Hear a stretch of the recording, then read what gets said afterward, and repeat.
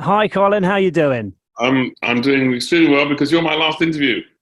Hey! I always like either being Oh, the first or the last. there you are. And am I seeing a Man City shirt? What was that I just saw? Is that good or is that bad before we Oh, get no, into that's good. No, I'm a Man United fan, but it's fine. I'm not tribal. You're good. Oh, I'm good. actually quite pleased that you won the That was a championship. close one then, because otherwise I would have had to take my shirt off and nobody needs to see that. No, it's good. I'm a huge football fan, so those rare Man United fans that just wants to see English teams do well. So I So think it was my great. boss here at Express is a Manchester United fan, and he said Okay, basically, as long as it's not Liverpool, he doesn't mind. okay, there you go. Yeah, yeah. Colin, thank you very much for joining me. I really do appreciate it. Pleasure. You are not only an actor, but also a narrator and a voice actor. Indeed. And I had just a little peek at your IMDb earlier. Um, I didn't have long enough to look through everything, is the honest answer with that one. You like to work, don't you? I do, yeah. It's a long one, isn't it? It's a lot of stuff.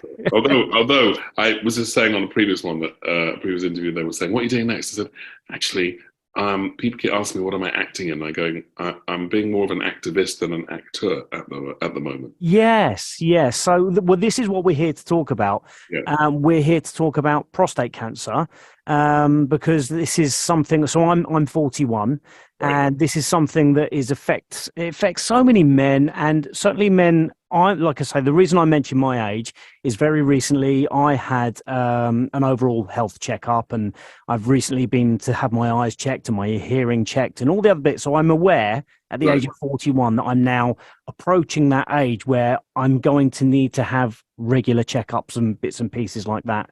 Yeah. And prostate cancer is something that really, really heavily affects us men, doesn't it? But not only does it affect us men in general, black males, it heavily affects. And there's something, I think things are getting better than they ever have been. We do talk about things more than we ever have done, Yes, I agree. but we're still not great at it, are we? No, and actually, we're talking about football. Prostate Cancer UK have done a lot of stuff with the football community, and I thought because of that, actually, there'd be more awareness because you will see the little man being worn on the badge. Can you see mine? Yep, can see it, Yep. absolutely. You always get a little man being worn, and you sort of go, yeah, the word seems. But then when I talk to men, since I was diagnosed in December 2022, I then every man I see over 45, if they're black, over 50, if they're not black, I go, have you had a PSA blood test? And 90% of them, maybe actually realistically, probably 95% of them go, what am I talking about? They Right. don't have a clue. And then you add on top of that that men don't like going to the doctors. And then there's research that Prostate Cancer UK have just done specifically into black men, where they go, they don't like going to doctors, don't want to bother them, don't go unless they're in pain. Well, you add that together with the fact that 12,000 men a year are dying of it, 10,000 men a year are diagnosed too late for a cure. And then you start Yes. to get the picture because you go, oh my God, men aren't going, and they're equally not aware that the most common cancer that men get is prostate. Yeah. And also that there's very rarely any symptoms. So Mm. I've been diagnosed, but I have no symptoms, no pain. I'm not having any treatment. I mean, my biggest job at the moment is having to respond to all the people who think I'm dying, because because you just get actor Colin McFarlane has been diagnosed with prostate cancer. So I've literally had messages from mates from university, from school, or people I've not heard from for years going, "Oh my God, Colin, I'm so I'm sorry." really sorry. I shouldn't laugh. No, it is funny because you're kind of going, "Oh my God." So I'm having to literally do a cut and paste response because I can't write to people to just go, "I'm fine. I've caught it early. I'm having no treatment. I've got no symptoms. It's no pain. It's all good." And if I'm going to have any treatment, it won't be for 10 to 15 years, if at all. And I said, that's the key phrase, if at all. So I spoke to the charity and said, look, I want to help you get the word out because there is a staggering lack of awareness Yeah. around this disease. Yeah. And so they want me to direct men to the prostatecanceruk.org website to go on the risk checker. As you said quite rightly, are just under that. Yeah. So, but I know currently that it's still over 50 for the majority of men and over 45 if you're black. But I do know that down the track, there's thinking and talk around taking it to 45 across the board, which I think actually is sensible because why not be ahead of the game? Now, I knew about it. So I've been testing for 8 years. So they couldn't have caught mine any earlier than they have. Right. I'm in a great position. But that word cancer is so emotive that Yeah. people just think, oh, he's got cancer. And it's like, no, I'm really good. I'm fine. Nothing's changed. Other than that, I know that I've got to have a blood test every 3 months, MRI once a year.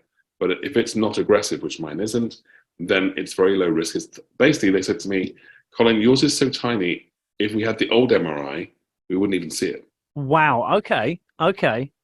I mean, that's really interesting, because obviously it's nice to know that what I was going to ask you, what made you go and get tested, but it's nice to know that, same as what I did, you were just aware of your health and wanted to stay healthy. No, specifically, it was someone told me. It was an actor called John Shrapnel. Okay. IMDb him later. Sadly, he passed away. But John, you'd know from, he was in Gladiator, Notting Hill, 101 Dalmatians. He was yes, I know. Yeah. Great Absolutely. voice. He did the Gillette adverts for years, so he had a very similar timbre to me. So that's how we kind of met. Right. Okay. Oh my God, you may be white and I'm black, but we could almost do the same voice over gigs. So we used to laugh about it, and that was our bonding, really. And then he got diagnosed and said to me, Colin, got 2 tips for you. One is eat lots of tomatoes, because they've got lycopene in them, which is good for prostate health. But have cooked ones, that's the best for you, which is good because I get with acid reflux. So raw ones are not good for the acid. So he said, have that, and make sure when you get over 50 to get a PSA blood test every year. So I started doing that at about 52. And so I'd done it for 8 years. So 6 years of once a year, and then a couple of years of every 6 months. And sorry to interrupt, when you did go for that, were you kind of blasé about it and thinking this isn't going to happen to me, or did you take it quite seriously from the offset? Blasé, but no, seriously, in that I did make sure I did it every year. Right. Okay. So in that was the sense I took it seriously, but I didn't expect to get it. But I thought, if I do, I want to be ahead of the game. So it wasn't till, for those men out there who haven't had it, you have to get a number. So when you've had because people also ask, what does it mean? So prostate specific antigen test is the name of the blood test. It takes seconds. It's just the usual, inject in the arm, take your blood, like for any other blood test. And then you normally get a result back in about 4 or 5 days. And there's a number that you have to be under, which is 3.5. If you're over it, don't panic. There's lots of, PSA cannot tell you you've got cancer. PSA can only tell you there's something wrong with your prostate that they might need to look at. Right. So it can be caused by inflammation, by enlarged prostate, which happens to most men as you get older. And so there's other things that can steer that number high. But if they get a high number, they'll do another reading a couple of weeks later. If it's still high, that's when they go, right, we better look a bit closer. And that's where it's good news for men, is that the MRI technology's advanced so much, it can see everything. So it can see exactly where the area of concern is, but it can't at the moment tell you whether you've got cancer, so you have to have a biopsy. So you basically got 3 stages. And the issue has been that because PSAs used to be, well, on their own, they're not accurate, but they're a flag. But because of that, some GPs still think, oh, you've got no symptoms, PSA is not accurate, I'm not doing it. Right. I've told lots of men to go and get them, and they've been turned away. And since I went public about my diagnosis, I've had loads of people go onto my Twitter account telling me their story. I'm at Colin McFarlane for your listeners, and great conversations happening, but a lot of men going, but I've done it, and I've been told I've got no symptoms, you don't need a blood test. And the big message I want to get out to men out there is that I have no symptoms, and I've got prostate cancer. You rarely have symptoms in the early stages of it. It's the early stages of it you want to be catching it, because then you can look at what your treatment plan is. Will you need anything? If you need anything doing, you're ahead of the game. So I know that the charity are working with GPs to increase awareness. And my urology specialist, when I told him about men getting the pushback, he said we do seminars for GPs to increase awareness as well. Well, it's such a shame, because we were saying earlier about how we know us men are terrible for acting on these type of things. So it's terrible that when men actually do go to a doctor and then, they actually put themselves through it and they make themselves do it, and they're then given the wrong information and turned away. And I was thinking earlier about why us men are like this. And I think some of it is because we're big, tough, strong men, and this isn't going to affect me and I don't need to go to the doctors. And then I think the other half of men are stick my head in the sand and if I don't know about it, it doesn't exist. Which, of course, like we were just saying, Yeah. this literally is the definition of something you want to catch early before it And becomes I a think problem. there's definitely apathy. I think the lack of awareness leads to that apathy. It is the most common cancer in men, and yet we don't seem to even know what it is. I had a young kid the other day say to me, "Can women get prostate cancer?" And I said, "Do you know what your prostate is?" He went, "No." I said, "It's where your sperm is, mate." Oh, so that. But I said, "You're not alone. A lot of men don't know what a prostate is. They call it prostrate." Um, so I said, there's a lack of awareness. So, and also the messaging that was most successful was the finger up the bum, which Yeah, most men run in the opposite direction of. of course. Yeah, That's not helped either. So it's like, for any men listening, forget the finger up the bum. Really, honestly, don't worry about that. Do the PSA, but I didn't have it done. I only had the blood test. And then I asked for it. GP was reluctant to do it, and we never actually did it.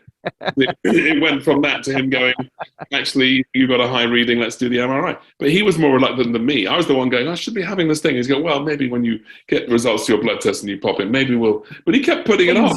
Things that you never thought you would ask for. Exactly. He wasn't interested in doing it. And I spoke to my nurse clinician when I had my biopsy, and she said, no, a lot of GPs are reluctant, Colin, because they're not specialists. There are some GPs who are specialists who know what they're feeling for, and some really don't know what they're feeling for. So that's why you have seminars from urology specialists and by the charity. So the message today is for all the men listening to go to prostatecanceruk.org, go to the risk checker, and put in 3 pieces of information. What's your age? What's your family history of cancer? And what's your ethnicity? That will tell you if you're in an at-risk group. If you are, it will advise you to go to your GP and have a blood test, and you're entitled to have one.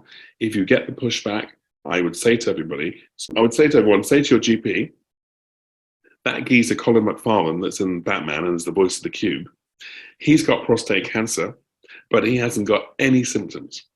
So don't tell me I can't have it because I've got no symptoms. I'm entitled to have it. I'm in an at-risk group, and I want my blood test. Perfect.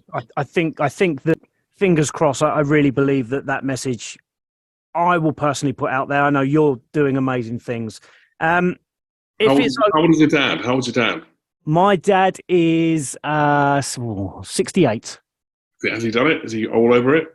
I'll be honest with you, I've no idea. My dad got a lot of medical issues and complications. I dare say he's possibly had a lot of tests. I've got friends who have had prostate cancer. Some were fine, some passed. But it is something that, yeah, like I say, there's a reason why at 41 years old I know all about this, and I'm heavily looking into it. Yeah. If it's okay, can we just for a minute or two talk about your acting career, if that's all right? Your voice is iconic, and you transition between British and American. When did you find out you could really do that American accent and nobody would tell the difference, by the way? Probably when I was at university, and I did a play, View from the Bridge, Arthur Miller, and that was probably the first time I just found it was an easy accent for me to do. I think it's because of the timbre of my voice. It doesn't take much. I only have to drop back into my voice a little bit. It's there. Very similar with Idris. Yeah, I just found it very easy, and I mean, I wasn't really.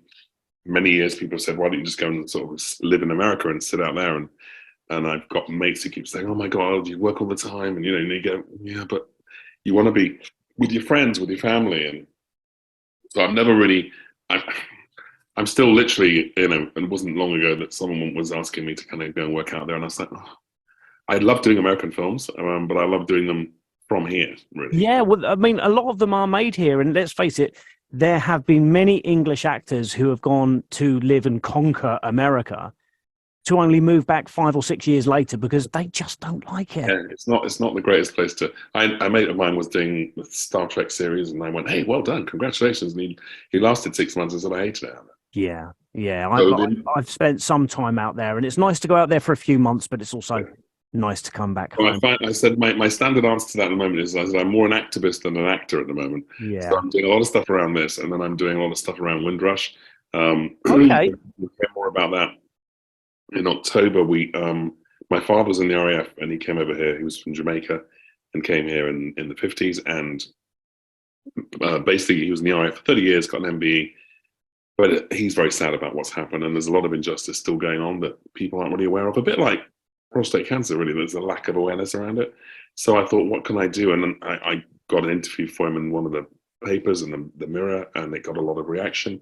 And then this well-known singer, whose name I'm not allowed to say at the moment, but I will when I'm allowed, Okay. she got in touch with us and said, I know the injustice that's going on and I want to help you. And I went, oh, wow, can I use one of your songs? And she went, yeah. I was like, whoa.